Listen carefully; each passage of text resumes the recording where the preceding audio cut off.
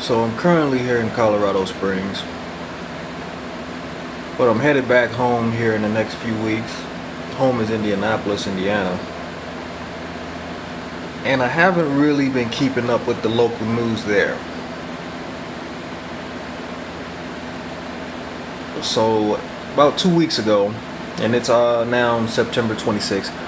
About 2 weeks ago, I started to daily get online and check the news from different news channels. Channel 13, Channel 8, Channel 6, Channel 59. So I don't even look for anything. I go right to the crime. Because to me, that's going to be the thing that's going to impact everyone's lives the most. It's the crime. So it's the 26th. Yesterday, the 25th, there were a string of robberies at CVS and Walgreens for pharmaceutical drugs. These robberies were committed by kids as young as 11 years old with weapons, and some of them had notes. And then, it ranged from kids in their teenage years down to the, very young age. The news then states that Indianapolis is #1 in the nation for these types of robberies for pharmaceutical drugs. And then it got me to thinking, yeah, Eli Lilly is a big, huge pharmaceutical company in our city. But why are we #1 for pharmaceutical robberies or pharmaceutical drug abuse? And it's the news. The news believes that these robberies are being set up by adults who are sending kids in there to give notes to the pharmacist so that they can, get drugs. In every instance, no one was able to get away with any drugs. So this isn't like something that's successful. Moreover, if I can look at the news and see that everyone this week, and they're talking like three robberies a day, everyone has failed this entire week. So how is it that I can look at the news and see that everyone is failing at this because there's time delays on the Great news. Sorry about that. There's time delays on the safe that has certain drugs in them, the ones that are most requested during robberies. So if I can see that, then it begs the question, why isn't any your average criminal looking at the news to be able to tell that this method that they're using isn't working out? I don't know why that is. I guess criminals are really that stupid these days, but it's a problem nonetheless. And then getting into the murders, there were 3 murders. Well, one cop ran over a person, and the cop was drunk. You got this guy with the weapon. So one cop ran over a person, driving intoxicated. And then there were 2. There was a drug deal that went bad off near Post Road, where I guess two guys were shot up in a car. And then there was also another murder on the northwest side in some apartments that aren't very far from my mother. And that's just today.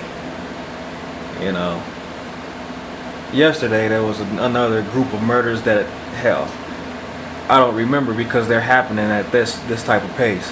So naturally, in this particular Walgreens that they're showing here, I happen to know exactly where that's at. That's off 38th and Sherman. So the question becomes, how do I act? Or I'm asking myself, how do I act? I'm a concealed firearm carrier. I'm 35. I don't necessarily look 35, so when certain people look at me, I could definitely blend into a crowd of 25-year-olds. And I guess after being here in Colorado Springs and not experiencing crime at this rate, I've gotten a little lax. But now it's time to go home, and I'm starting to worry. So that's why I'm looking at the news in the beginning at all. What's going on? How do I acclimate myself to this environment again? And moreover, will I have to hurt someone? Because this is going down every day, and it's happening any time of the day or night. So it doesn't really have a rhyme or reason to it. It just happens. And I ain't the type of person who will sit at home, close the curtains, and stay safe. I'm going to move about this world the way I see fit for me. But these dangers that are out here in the streets are going to be something that I'm going to have to contend against as well. And I guess this video was about me being worried about possibly being killed or killing somebody when I return. And I'm kind of worried about it. I really don't, I've not crossed anyone to where they need to come and kill me, but is that ever a requirement these days? You don't have to have that going on. You just have to be wrong area, right area, at the wrong time, at the right time. I mean, it doesn't even matter. The only benefit I have is that I'm a concealed firearm carrier, but then that brings up all sorts of things like, now that I have the ability to protect myself and family and loved ones, I may actually end up using it, because there are too many instances where the opportunity is just right there in front of you. And I'm not all about, and I never was, even when I got the permit, it wasn't, yeah, I got a license to kill attitude. It was, hell, I waited a year after I even received it to even purchase a weapon. And I know that's strange coming from me, but it's true. It took a year before I even actually bought a weapon. And although I'm proficient with firearms, I am not, I guess you could say I'm not prepared to kill anyone. So what do you do at that point? I mean, I don't know what you do at that point. I'm almost regretting going home because of this. This news is so depressing. And I've only been looking at it for 2 weeks, and I mean, there's been like 10 murders, or people being run over, pedestrians being run over by drunk drivers, or an accident, or there's other things on here, molestation from school teachers, and it's just, I hadn't realized that when I was out of that environment and moved here to Colorado, I hadn't realized just how You're looking much. for a new Honda? Great My news. goodness, these commercials are relentless. But I just hadn't realized how much I had relaxed. And now that it's time to go back in about 2 weeks, I'm not comfortable with that. So I know no one watches this, but I think my mom does. My mom is watching this. Why haven't you gotten your gun permit yet? Or why haven't you purchased a firearm? I know prayer is powerful. I know all of that, and I know, having faith is good. But common sense tells me that the Creator has given me everything that I needed to protect myself, and I'm just asking everyone else who doesn't seem to get it to use common sense and protect yourself, because there's no amount of prayer that's going to stop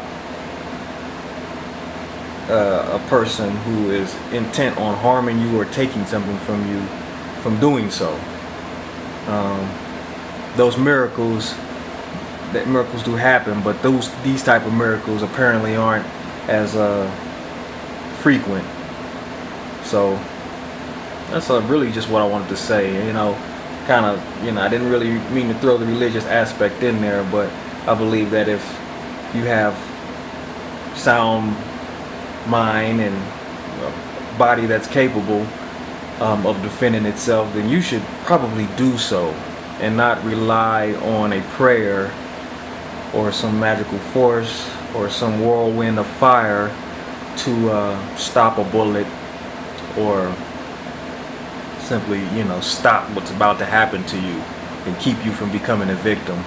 I believe that you have that power within you to make the right choice to get a weapon or find means of defending yourself. So, and then this place has gotten much more, or at least it seems like it's gotten a lot more violent than it used to be. So I even question the motives of those people who are saying, why don't you, take guns off the street? That's great and all, but I just looked at a story of 4 people going to get pizza in Broad Ripple, and 3 guys jump out and pistol whip them and didn't even take anything from them. Sizzling summer sale at Honda. So when you have senseless acts of crime that happen by people who do not observe the laws, and you really have to ask yourself, what would the aim of taking all the weapons off the street actually be?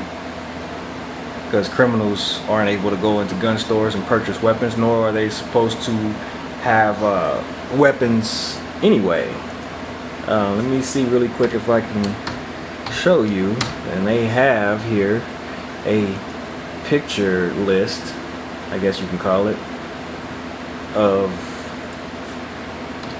individuals that are felons that all have weapons. Strangely enough, or had weapons and got caught with them. So, news, crime beat.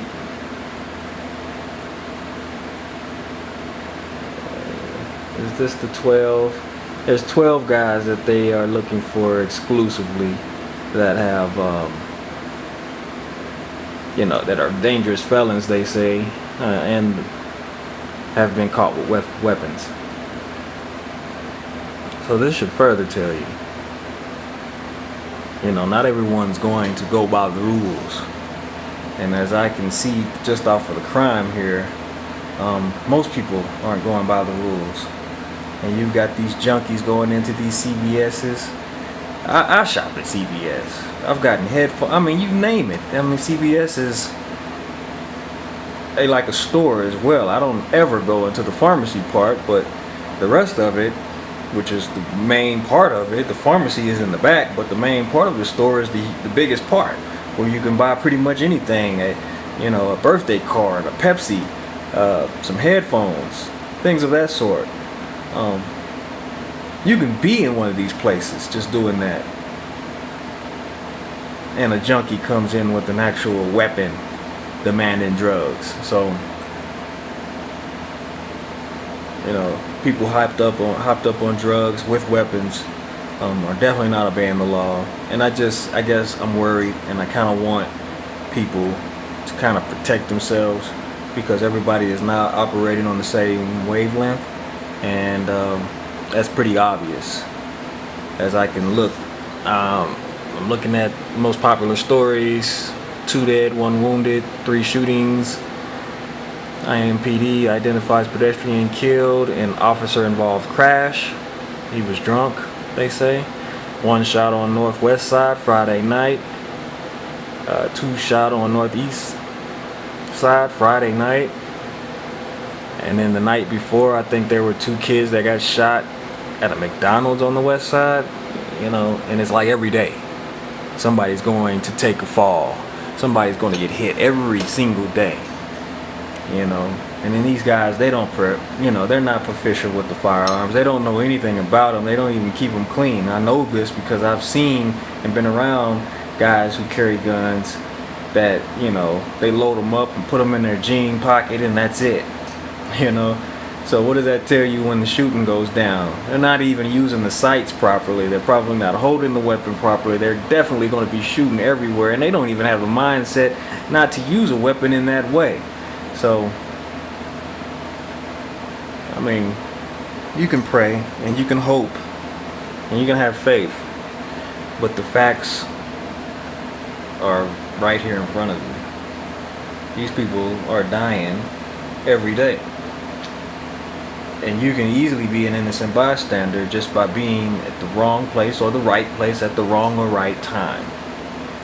And I'm worried about going back, either becoming a victim or putting someone in a casket because of their bad choice at that moment. So anyway, that's my video.